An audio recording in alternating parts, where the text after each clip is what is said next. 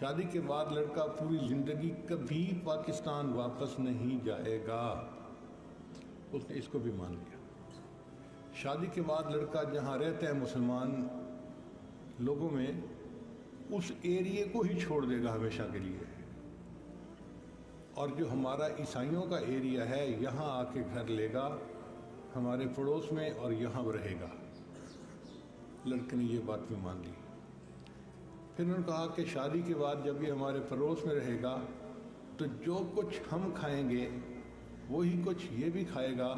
یہ نہیں کہہ سکتا جی کہ یہ جائز نہیں، یہ جائز نہیں، فلاں نہیں۔ ہم سور کا گوشت کھائیں گے تو یہ بھی کھائے گا، ہم شراب پئیں گے تو یہ بھی پیے گا، کھانے پینے میں یہ انکار نہیں کر سکتا۔ اس نے کہا جی میں یہ بھی مانتا ہوں۔ اچھا، آخری شرط یہ ہے کہ ہم ہفتے میں ایک دن چرچ جاتے ہیں، اتوار کے دن، تو جس دن ہم چرچ جائیں گے یہ لڑکا ہمارے ساتھ بھی پابندی کے ساتھ چرچ میں جائے گا۔ ان کا مطلب یہ تھا کہ جائے گا تو یہ آہستہ آہستہ مسلمان کی جگہ عیسائی ہو جائے گا۔ اس نے کہا مجھے یہ بھی قبول ہے۔ ساری شرطیں مان لی، اور ان سب شرطوں کو ماننے پر اس کی شادی اس لڑکی کے ساتھ ہو گئی۔ اب شادی کے دوسرے تیسرے دن لڑکے نے اچانک اپنا گھر چھوڑ دیا اور غائب ہو گیا۔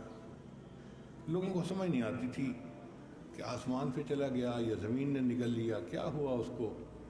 امریکہ اتنا بڑا ملک ہے کہ اگر ایک اسٹیٹ سے دوسری اسٹیٹ کوئی موو کر جائے تو پتہ بھی نہیں چلتا بندے کا۔ لوگ بڑے حیران، نہ ماں باپ کو پتہ کہاں گیا، نہ دوستوں کو پتہ کہاں گیا، اور جاب بھی اس نے وہاں سے چھوڑ دی، کسی دوسری کمپنی میں جاب کر لی۔ خیر 4-6 مہینے لوگ اس کا تذکرہ کرتے رہے، پھر یاد سے ہی ختم ہو گیا۔ اب یہ لڑکا اپنی بیوی کے ساتھ اس عیسائیوں کی بستی میں 2 سال رہا۔ بس یہ اپنی زندگی کو اس لڑکی کے ساتھ گزار رہا تھا، شراب پینا، عورت کے ساتھ ٹائم گزارنا، سارا دن اسی میں لگے رہنا، یہی اس کی زندگی کا مقصد بن گیا تھا۔ 2 سال کے بعد ایک دن فجر کی نماز کے لیے امام صاحب نے مسجد کا دروازہ کھولا تو انہوں نے دیکھا کہ یہ نوجوان بھی مسجد میں آیا نماز پڑھنے کے لیے۔ تو وہ بڑے حیران ہوئے کہ بھئی یہ کہاں پہاڑوں سے نکل آیا ہے اور اچانک برآمد ہو گیا ہے۔ تو نماز کے بعد انہوں نے اسلام کیا اور پوچھا نوجوان سے کہ بھئی آپ 2 سال کہاں غائب رہے، بڑی مدت کے بعد ملاقات ہوئی۔ کہنے لگا جی کہ آپ اپنے دفتر میں بیٹھے، میں آپ کو پوری سٹوری سناتا ہوں۔ پھر اس لڑکے نے سٹوری سنائی، کہنے لگا کہ میں اس لڑکی کے عشق میں ایسا گرفتار تھا کہ میں نے سب کچھ دو پہ لگا دیا، نہ کبھی والدین سے ملوں گا، نہ بھائی بہنوں سے ملوں گا، نہ وطن واپس جاؤں گا، نہ مسلمان دوستوں سے ملوں گا، اور میں نے کہا کہ میں عیسائیوں کے ماحول میں رہوں گا اور چرچ بھی جاؤں گا، اور جو کھاتے پیتے وہ ہیں وہی میں بھی کھاؤں پیوں گا۔ اتنی بڑی قیمت ادا کر کے میں نے اس لڑکی کے ساتھ شادی کر لی۔ اب ہم زندگی گزارنے لگے۔ کہنے لگے نہ میں نماز پڑھتا تھا نہ کچھ اور کرتا تھا، لیکن میرے گھر میں دیوار کے اوپر ایک ریک بنا ہوا تھا کتابوں کا، اور ان میں ایک سبز رنگ کی کتاب تھی، سبز جلد والی، جو کہ قرآن مجید تھی۔ میں گھر میں آتے جاتے اس پر نظر ڈالتا اور اپنے دل میں کہتا کہ میں نفس کا غلام ہوں، میں نفس کا پجاری ہوں، میں برا انسان ہوں، میں نے اس لڑکی کی خاطر سب کچھ ضائع کر دیا ہے، مگر اے اللہ پروردگار تو تجھے ہی میں مانتا ہوں، اور یہ تیری کتاب ہے، اور میں اس قرآن کو محبت کی نظر سے دیکھتا۔ میری زندگی میں اور کوئی عمل ایسا نہیں تھا، بس آتے جاتے میں قرآن کو محبت کی نظر سے دیکھتا اور اپنے آپ کو ملامت کرتا تھا۔ 2 سال کے بعد ایک دن میں گھر داخل ہوا تو میں نے دیکھا کہ وہ قرآن پاک وہاں نہیں پڑھا ہوا تھا۔ تو میں نے بیوی سے پوچھا کہ ایک سبز رنگ کی کتاب جو پڑھی ہوتی تھی وہ کہاں گئی؟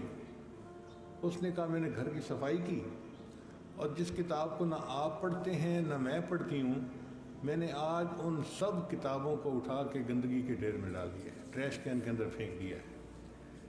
کہتے کہ جب میں نے یہ سنا تو میرے دل میں کرنٹ سا دوڑا، اور میں بھاگ کے گیا اور میں ٹریش کین سے وہ کتاب اٹھا کے لایا۔ اب میں اسے چوم بھی رہا ہوں، سینے سے بھی لگا رہا ہوں کہ یا اللہ یہ تیرا قرآن ہے، اور میری بیوی کافرہ ہے اور اس کو نہیں پتہ اس کی عظمت کتنی ہے۔ جب میں نے قرآن پاک کے ساتھ محبت کا اظہار کیا تو بڑی حیران ہوئی، مجھے کہنے لگی کہ یہ پاگلوں والی حرکتیں کر رہا ہے۔ تو میں نے اس کو بتا دیا کہ ہاں یہ اللہ کا کلام ہے اور میں نہیں برداشت کر سکتا کہ اسے ٹریش کین کے اندر ڈالا جائے، میں اسے اٹھا کے لایا ہوں۔ کہتے وہ اگڑ گئی، کہنے لگی اچھا یا اس گھر میں رہوں گی یا اس گھر میں یہ کتاب رہے گی۔ میں نے کہا بھائی جو مرضی ہو تم فیصلہ کرنے کر لو، میں اب اس کتاب کو اپنے گھر سے نہیں نکال سکتا، یہ میرے اللہ کا کلام ہے۔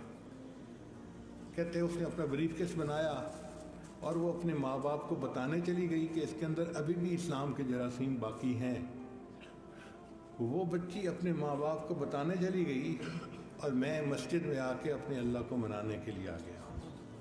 اللہ نے اس قرآن مجید کی محبت کی وجہ سے اس کے ایمان کی حفاظت فرما دی، پھر باقی زندگی اس نے بڑے اچھا مومن بن کے زندگی گزاری۔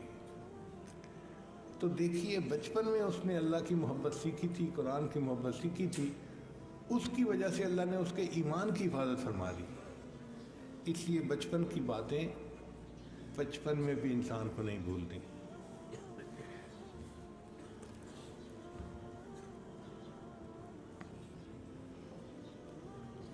ایک پوائنٹ کہ ماں باپ کو چاہیے کہ اپنی اولاد کے لیے دعائیں ضرور کرتے رہیں۔ ہم نے دیکھا ہے کہ بہت سارے ماں باپ یہ سوچتے ہیں اور جی ہم تو گناہ گار ہیں، ہم کیا دعائیں کریں۔ بھائی شریعت یہ کہتی ہے کہ ماں باپ گناہ گار بھی ہوں تب بھی اولاد کے بارے میں اللہ ان کی دعائیں اس طرح قبول کرتے ہیں جس طرح اولیاء اللہ کی دعاؤں کو قبول کیا جاتا ہے۔ وہ ماں باپ ہے نا، ان سے زیادہ مخلص کون ہو سکتا ہے؟ تو ماں باپ اگر نیک نہ بھی ہوں تب بھی اولاد کے بارے میں ان کی دعائیں اولیاء کی دعاؤں کی طرح قبول ہوتی ہیں۔ تو ماں باپ دعائیں کرتے رہیں کہ اللہ ہماری اولاد کو نیک بنا دے، دیندار بنا دے، متقی بنا دے، اپنا ولی بنا دے۔ جتنا مانگ سکتے ہیں مانگیں، کیا پتہ کس وقت کی مانگی دعا اللہ کے ہاں قبول ہو جائے۔ بلکہ اگر کبھی غصہ بھی آئے تو بد دعا دینے کی بجائے دعا ہی دیں۔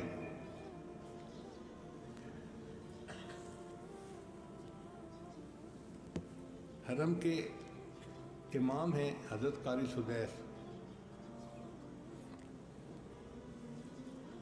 قرا حضرات تو ان کے اوپر عاشق ہوتے ہیں اور اللہ نے اب ان کو اور عزت دی۔ وہ دونوں حرم کے امام بن گئے، یعنی حرم مکہ کے اماموں کے بھی سینئر وہی ہیں اور حرم مدینہ کے اماموں کے بھی سینئر وہی ہیں۔ اللہ نے شان دی ہے، مکہ جاتے ہیں تو اس مسجد میں نماز کی امامت کرتے ہیں، مدینہ جاتے ہیں تو مسجد نبی میں امامت کرتے ہیں۔ ایک دفعہ ہم سے کسی نے سوال پوچھا کہ حضرت آپ کو یہ مقام اللہ نے کیسے دیا کہ آپ امام الائمہ ہیں؟ تو قاری سدیس صاحب نے یہ واقعہ خود بیان کیا، فرمانے لگے کہ میں بچپن میں بہت شرارتی تھا اور شرارتیں کر کر کے میں نے اپنے ماں باپ کے ناک میں دم کر دیا تھا۔ میری ماں مجھ سے بہت تنگ ہوتی تھی مگر میرے لیے دعائیں کرتی رہتی تھی۔ ایک دن گھر کے اندر مہمان آئے تو میری والدہ نے ان کے لیے دال چاول بنائے۔ اب دال پکا کے امی نے رکھی تو میرے ذہن میں کیا شیطانیت آئی کہ میں نے ریت کی ایک مٹھی بھری اور سالن کے اندر ڈال دی۔ دیکھنے میں تو کسی کو پتہ نہ چلا۔ جب مہمان کھانے بیٹھے تو ان کو پتہ چلا کہ جی سالن کے اندر ریت ملی ہوئی ہے۔ میری ماں مجھ سے بہت تنگ ہوتی تھی مگر میرے لیے دعائیں کرتی رہتی تھی۔ ایک دن گھر کے اندر مہمان آئے تو میری والدہ نے ان کے لیے دال چاول بنائے۔ اب دال پکا کے امی نے رکھی تو میرے ذہن میں کیا شیطانیت آئی کہ میں نے ریت کی ایک مٹھی بھری اور سالن کے اندر ڈال دی۔ دیکھنے میں تو کسی کو پتہ نہ چلا۔ جب مہمان کھانے بیٹھے تو ان کو پتہ چلا کہ جی سالن کے اندر ریت ملی ہوئی ہے، سالن کھانے کے قابل ہی نہیں ہے۔ تو اس وقت بڑا شور ہوا اور میری امی کو بہت ہی ذلت اٹھانی پڑی تو امی نے کہا پتہ کرو یہ کیسے ریت اندر چلی گئی. تو جب پتہ کیا تو میری شرارت سامنے آ گئی. تو امی کو بتایا گیا کہ تیرے بیٹے سدیس نے شرارت کی ہے اور اس کے اندر ریت ڈالی. کہنے لگے اس وقت امی کا چہرہ غصے سے سرخ تھا اور وہ پریشان تھی میری اس جو ہے نا شرارت کی وجہ سے. اور اس غصے کے عالم میں امی نے مجھے کہا کہ بیٹے تو نے مجھے بہت ذلیل کر دیا، رسوا کر دیا مہمانوں کے سامنے، پتہ نہیں تجھے کب ہدایت ملے گی. میں تو دعا کرتی ہوں اللہ تجھے حرم کا امام بنا دے. اس غصے کے عالم میں جو ماں نے یہ کہا کہ میں تو دعا کرتی ہوں اللہ تجھے حرم کا امام بنا دے، اللہ نے اس کو قبول کر لیا اور آج میں دونوں حرم کا امام ہوں. تو اولاد کی تربیت کے بارے میں یہ بہت اہم بات ہے کہ ماں باپ جیسے بھی ہیں کلمہ گو تو ہے نا، وہ دعائیں کریں، اللہ تعالیٰ ماں باپ کی دعائیں اولاد کے حق میں قبول فرماتے ہیں.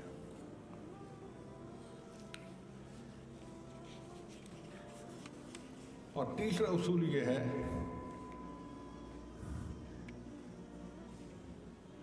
ہاں اولاد کے بارے میں 16 باتیں ہیں جو میں آج آپ کی خدمت میں پیش کروں گا، تو آپ ان کو ذہن نشین کرتے جائیے. پہلا اصول اولاد کے لیے دعا کرنا کہ اولاد نیک بنے، متقی بنے، پرہیزگار بنے، اللہ کے اولیاء میں شامل ہو جائے. اور دوسری بات کہ اولاد کی تربیت کے لیے مار نہیں بلکہ پیار کو زیادہ کرنا چاہیے. آج کل ہمارے ہاں ماں جو ہے ایک دفعہ بات کہتی ہے، اگر بچہ نہیں سنتا تو دوسرے دفعہ ڈانٹتی ہے، میں تیرے ابو کو بتاؤں گی، ابو آئیں گے تو میں تجھے ٹھیک کروا دوں گی. اور ابو کے پاس کہاں سمجھانے کا ٹائم ہوتا ہے. ابو ایک دفعہ بات کرتے ہیں، اگر بچہ نہیں مانتا تو دوسرے دفعہ تھپڑ لگ رہا ہوتا ہے. تو ہمیں بچے کو پیار سے سمجھانے کی فرصت ہی نہیں ہوتی، اپنے ہاتھوں سے بچوں کو بگاڑ بیٹھتے ہیں. مگر بچوں کے بارے میں اصول یہ ہے کہ ان کو مار نہیں پیار چاہیے ہوتا ہے. بچے پیار سے وہ باتیں مان جاتے ہیں جو مار سے نہیں مانتے. حدیث مبارکہ میں اللہ تعالیٰ نرمی کو پسند کرتا ہے اور نرمی پر وہ رحمتیں نازل کرتا ہے جو رحمتیں سختی کے اوپر نازل نہیں کرتا. اللہ تعالیٰ نرمی پر وہ رحمتیں نازل فرماتا ہے جو رحمتیں وہ سختی کے اوپر نازل نہیں فرماتا. تو بچے کو محبت دیں، بچے کو پیار دیں، اس کو سمجھائیں. اور یہ اگر تھوڑے پیار سے نہ مانے تو بھئی زیادہ پیار دو. جب آپ زیادہ پیار دیں گے تو پھر بچے کو بات سمجھ آ جائے گی. چنانچہ ایک واقعہ اسکول ٹائم پہ ہے مگر اس وقت میں آپ کی خدمت میں پیش کر دیتا ہوں. ایک بچہ تھا، اس کا نام تھا احمد، 6ٹھی کلاس میں پڑھتا تھا. یہ پریکٹیکل واقعہ ہے، سنی سنائی بات نہیں ہے. اس کے والد نے اس بچے کو ایک دن کہا کہ بیٹا تم یہ کوشش کرو کہ نبی علیہ الصلوۃ والسلام کا نام نامی اسم گرامی جب بھی زبان پہ آئے تو تم باوضو، بے وضو نام نہ لینا. ان کے والد صاحب جو تھے وہ نبی علیہ السلام کے عاشق تھے. تو بچے نے دل میں ارادہ کر لیا کہ ٹھیک ہے میں نبی علیہ السلام کا نام ہمیشہ وضو سے لوں گا. اب یہ سلسلہ چلتا رہا. اللہ کی شان دیکھیں کہ ہائی اسکول میں ایک کنوکیشن ہوئی، سالانہ جلسہ جس کو کہتے ہیں. اب اس میں جو دینیات کے استاد تھے انہوں نے کچھ بچوں کو نعتیں سکھائیں، نظمیں سکھائیں. تو بچوں نے اچھی تیار کی. اس میں انہوں نے احمد کو بھی ایک نظم سکھائی. احمد کی آواز اتنی اچھی تو زیادہ نہیں تھی مگر جس محبت سے وہ بات وہ پڑھ رہا تھا نا، وہ اس کا جذبہ قابل دید تھا. استاد کو اچھا لگا اور استاد نے کہہ دیا کہ چلو ٹھیک ہے تم بھی تیاری کر لو. انہوں نے ڈپٹی کمشنر کو بلایا ہوا تھا مہمان خصوصی. اب احمد کا وقت آیا تو اس نے نعت پڑھی، وہ نبیوں میں رحمت لقب پانے والے، مرادیں غریبوں کی برلانے والے. پھر جب ڈپٹی کمشنر نے آخری تقریر کرنی تھی، صدارتی تقریر جس کو کہتے ہیں، تو اس نے کہا کہ ہمارے معاشرے کی خرابی کی بنیادی وجہ یہ ہے کہ کہ استاد غافل ہیں، وہ بچوں پہ توجہ نہیں دیتے۔ جیسے کہ ابھی ایک لڑکا پڑھ رہا تھا، وہ نبیوں میں رحمت لقب پانے والے، مرادیں غریبوں کی برلانے والے، جبکہ لکھنے والے شاعر نے تو کلام یوں لکھا، وہ نبیوں میں رحمت لقب پانے والا، مرادیں غریبوں کی برلانے والا۔ تو مجھے لگتا ہے کہ جس استاد نے یہ نظم تیار کروائی، یا تو وہ کانوں سے بہرا تھا، یا وہ پرلے درجے کا غافل استاد ہے کہ جس کو سمجھ ہی نہیں کہ استاد لڑکا پڑھ کیا رہا ہے۔ اب پورے اسکول کے استادوں کے سامنے وہ جو دنیات کے ٹیچر تھے ان کی بے عزتی ہوئی، تو ان کو دل میں بڑا غصہ آیا کہ میں نے اس بچے کو کہا تو تھا کہ بھئی یہ لفظ نہیں یہ لفظ ہے، مگر بچے نے اپنی بات ہی کی اور والے کی جگہ والے بھی پڑھا۔ خیر بات آئی گئی ہو گئی۔ اب اگلا سال شروع ہو گیا، نیا سال جیسے تعلیم میں شروع ہوتا ہے نا، تو سال کے ابتدائی دنوں میں ایڈجسٹمنٹس ہوتی ہیں کہ کس ٹیچر نے کس مضمون کو پڑھانا ہے۔ ایک ٹیچر آئے نہیں تھے، تو اب یہ جو کلاس کے بچے تھے نا، یہ بیٹھے اونچا اونچا باتیں کر رہے تھے، بول رہے تھے، شرارتیں کر رہے تھے۔ تو ہیڈ ماسٹر نے سوچا کہ بھئی اگر یہ بچے زیادہ شرارتیں کریں گے، شور مچائیں گے، تو دوسری کلاس کے بچے ڈسٹرب ہوں گے، اس لیے اگر کوئی استاد فارغ ہے تو اس کو میں کہتا ہوں کہ وہ آئے اور کلاس کے اندر بچوں کو ذرا خاموش کروا دے۔ اسٹاف روم سے پتہ کیا تو دنیات کے ٹیچر فارغ تھے۔ استاد نے کہا کہ جی آپ آئیں اور اس کلاس کا پیریڈ لے لیں، ایک پیریڈ تفریح سے پہلے کا اور ایک پیریڈ تفریح کے بعد کا۔ ان کا بہت اچھا، وہ ٹیچر کلاس میں آ گئے۔ اب انہوں نے کلاس کے بچوں کو باتوں میں لگا لیا کہ بچوں تمہارے اصل ٹیچر تو آئے نہیں جنہوں نے سائنس کا مضمون پڑھانا ہے، تو میں تو اس لیے آیا ہوں کہ آپ لوگ جو ہیں مصروف رہیں اور باقی کلاسوں کو آپ ڈسٹرب نہ کر سکیں۔ چنانچہ میں ایسے کرتا ہوں کہ چھوٹے چھوٹے سوال پوچھتا ہوں، آپ لوگ جواب دیتے رہنا، وقت بھی گزر جائے گا اور معلومات بھی بڑھ جائیں گی سب کی۔ چنانچہ اس نے نام پوچھنے شروع کر دیے، جی کہ حج کس شہر میں کرتے ہیں، کعبہ کس شہر میں ہے، نبی علیہ السلام کس شہر کے اندر مدفون ہے۔ چھوٹے چھوٹے سوال بچوں سے پوچھے اور بچے جواب دیتے رہے۔ اللہ کی شان دیکھیں کہ احمد کی باری آئی تو ٹیچر نے پوچھا کہ بتاؤ ہمارے نبی علیہ السلام کا نام کیا ہے۔ احمد کھڑا تو ہو گیا اپنی سیٹ سے، لیکن اس نے نام نہیں بتایا۔ تو ٹیچر نے کہا کہ تمہیں نام آتا ہے؟ اس نے سر ہلایا کہ جی نام آتا ہے۔ تو ٹیچر یہ سمجھا کہ یہ ضدی بچہ ہے، یہ استاد کی بات کو کوئی اہمیت ہی نہیں دیتا، اپنی مرضی کرتا ہے۔ اس کو غصہ آیا، اور پہلے غصہ اس نعت کے الفاظ پر بھی آیا تھا کہ میں نے کہا تھا کہ والا پڑھنا اور اس نے والے پڑھا، تو میں اس کی ضد کو آج ختم کرتا ہوں۔ چنانچہ وہ ذرا سخت لہجے میں بولے کہ احمد بتاؤ کیا نام ہے، اگر نہیں بتاؤ گے تو میں تمہاری خوب پٹائی کروں گا۔ اب احمد چپ کر کے کھڑا ہے لیکن نام نہیں بتا رہا۔ خیر استاد نے ایک دو دفعہ پوچھنے کے بعد اس کے دو چار تھپڑ لگائے، ایک تو مکے لگائے۔ احمد نے کبھی مار نہیں کھائی تھی، پوری کلاس کے سامنے جب اس کو مار پڑی تو اس کو تکلیف پہنچی۔ اب وہ رو رہا ہے، آنسو بہہ رہے ہیں۔ اتنے میں گھنٹی بجی، تفریح ہو گئی۔ چنانچہ کلاس کے سب بچے چلے گئے تفریح منانے کے لیے۔ جب سب چلے گئے تو احمد بھی اٹھا اور باہر گیا اور ہاتھ منہ دھو کے واپس آ کے اپنی سیٹ پہ بیٹھ گیا۔ جب ریسیس ختم ہوئی تو دنیات کے ٹیچر پھر کلاس میں آئے۔ اب ان کے ہاتھ میں ڈنڈا بھی تھا۔ ان کا احمد کھڑے ہو جاؤ،